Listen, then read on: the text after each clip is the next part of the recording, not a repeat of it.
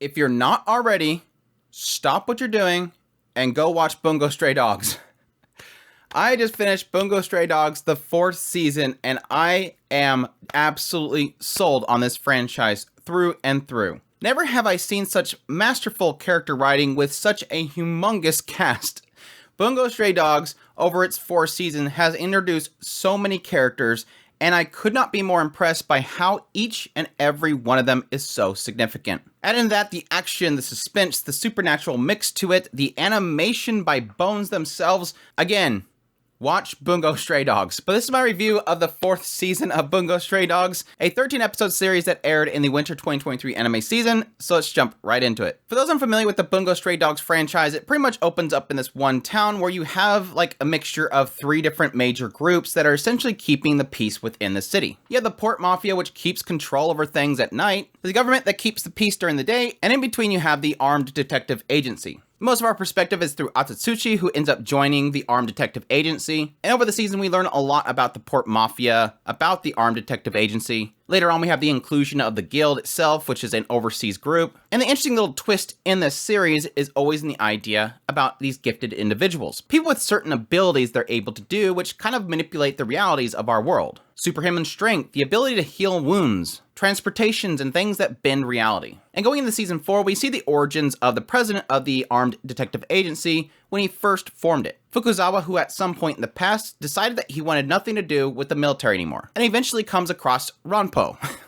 Which, yes, if you know Bungo Stray Dogs, Ranpo is a main core character in them solving issues. He has the ability to sort of see things that nobody else sees and solve mysteries. Well, Fukuzawa realized at some point that Ranpo is one of these gifted. He eventually recruits Ranpo and solves a mystery, and then eventually forms the Armed Detective Agency. Going back to the present time, Ranpo ends up getting involved in this mystery, and he faces off against what you would probably consider to be his greatest rival, somebody who is able to create the perfect crime. And through his interaction with this person, he ends up getting a warning that a job's going to come up, don't get involved, because it will then lead to the destruction of the Armed Detective Agency.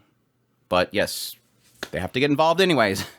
And this all leads to this introduction of this bigger group. This group enacting this plan to make the Armed Detective Agency the enemy of everyone. And things got crazy at that point. I don't want to go any further than that. My thoughts on season 4 of Bungo Stray Dogs. I mentioned it in a previous video. I kind of fell off in the earlier segments of the 3rd season of Bungo Stray Dogs. Not that because I hated it or anything, but it wasn't its strongest arc. But I will say that like the later arc of season 3 was absolutely incredible. But what was really fantastic is that I am so happy that I got caught up on this series just to watch season 4, because season 4 has been the most incredible season of Bungo Stray Dogs yet. Now granted, the first season wasn't like spectacular, but I did enjoy it. The second season was fantastic. I loved it to death. The inclusion of the guild itself and everything, and I love how they're mixing in the guild once again with this 4th season. Well, certain people of the guild. But it's kind of one of those series that every single season, every single arc, it gets better and better and better. And I think what kind of comes from having so many seasons at this point, so many arcs, is that this writer loves introducing new characters. And that's not a bad thing. Typically with a lot of series, like I even have that fatigue with My Hero Academia.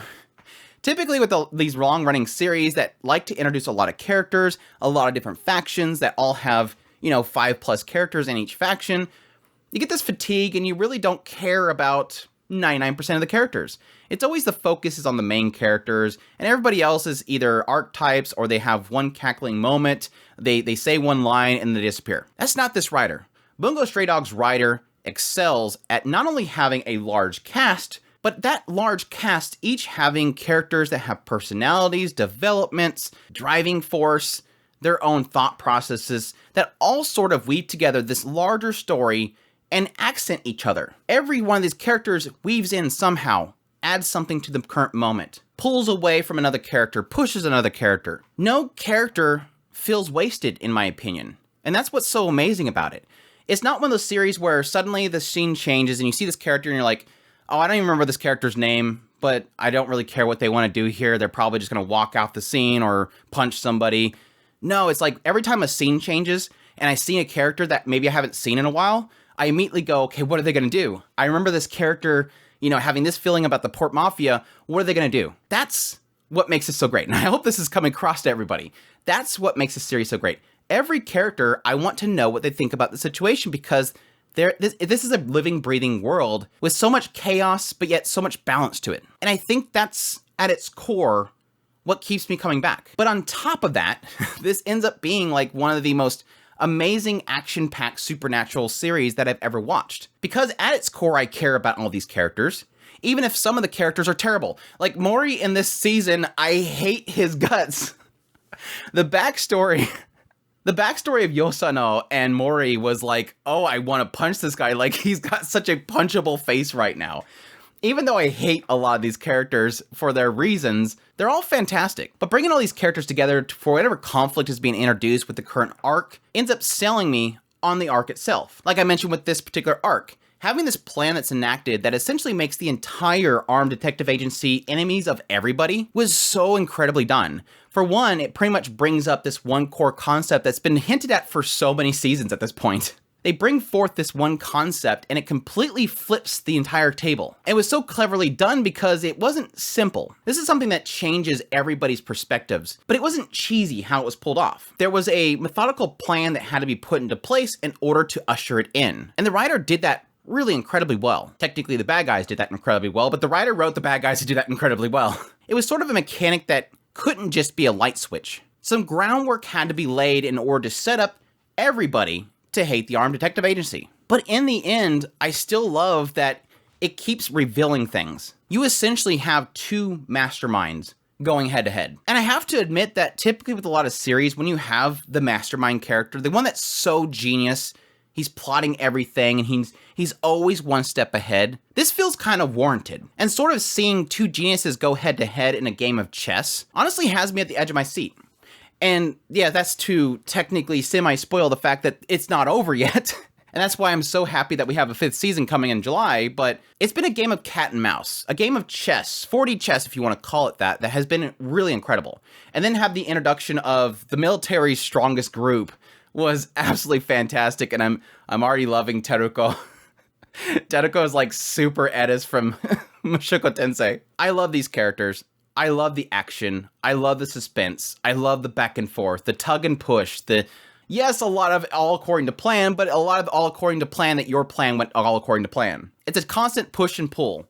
And like I said, at its core is a fantastic cast that I absolutely love. Specifically for this season, like I said earlier, getting into Yosano, getting her backstory, her involvement with Mori, why she hates Mori so much, which now I 100% agree. Getting into Rampo, I loved how they introduced Rampo and essentially put it in perspective that this guy doesn't know how much he's a genius. And it made me sort of feel bad for the guy. Like, I've always seen Rampo as, yes, I love his seiyuu, and so I've kind of always liked him for that, but he's always been kind of the character that you put him in the situation and like, he just so easily solves it. But it was so cool kind of almost humanizing him, despite the fact that he seems so foreign and untouchable. How they managed to bring in Francis once again, gosh, I hate and love the guy. He's like the biggest, coolest slime ball ever, and I loved his introduction back into it, even though he's kind of like Mori, where you almost want to put, not in the punch in the face, but punch in the gut. I could go on and on and on. But like I said at the very beginning, if you're not watching Bungo Stray Dogs, please go watch Bungo Stray Dogs. And that's not even to get into a lot of the deeper stuff that a lot of people super deep dive into the series. Like the fact that this writer loves authors. Loves like putting these kind of twists to each of the characters based on different names. I mean, you probably guessed it earlier when I said Rampo. A lot of these names they have deeper meaning to it that you can really kind of deep dive into, which I'm not smart enough to deep dive into. I kind of am very surface level to the characters and everything themselves, but there's just a great fandom behind this, and I wish it was bigger.